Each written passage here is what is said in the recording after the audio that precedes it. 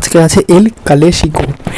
ঠিক শুনেছেন, এল কালেশ ইকো। কালেশ মানে হিন্দিতে হচ্ছে কালেশ, মানে কালেশের বাংলা টার্ম হচ্ছে ঝগড়া। তো আজ আছে এল ঝগড়া কিকো, মানে চেন্নাই ভার্সেস আরসিবি। ঠিক শুনেছেন, Chennai versus RCB, the most রোমাঞ্চকর খেলা according to RCB fans. CSK fans তো মানতেই চাইছে না যেটার মোস্ট রোমাঞ্চকর খেলা, মানবেই না কেন। 2008 থেকে এখনও পর্যন্ত চেন্নাইকে হারাতে পারেনি আরসিবি, কিন্তু আজকে সেই দিনটা হতে পারে, কারণ মোস্ট ব্যালেন্সিভ টিম হচ্ছে আরসিবি এই সিজনের। আর সিএসকের ওখানে অনেক সমস্যা রয়েছে, পাথিরানা নেই আর অনেকেই অ্যাবসেন্স আছে। সো হতে পারে যে সিএসকে আরসিবি 2008-এর পর, আই থিঙ্ক 18 বছর পর হারাতে পারে। আর প্লেইং 11-এ চেঞ্জ আমি কোনো দেখতে পাচ্ছি না, আরসিবির সেম প্লেইং 11-এ যাবে। ও আচ্ছা, ভুবনেশ্বর কুমার আপডেট চলে আসে। ভুবনেশ্বর কুমার ইঞ্জুরি ঠিক হয়ে গিয়েছে, তো রসিকদারের বদলে ও চলে আসতে পারে। আর একটা স্পিনার ইনক্লুড করার মতন ক্ষমতা রয়েছে, কিন্তু সিএসকের তরফ থেকে পাথিরানার কোনো আপডেট নেই। আপডেট আছে যে ও খেলবে না।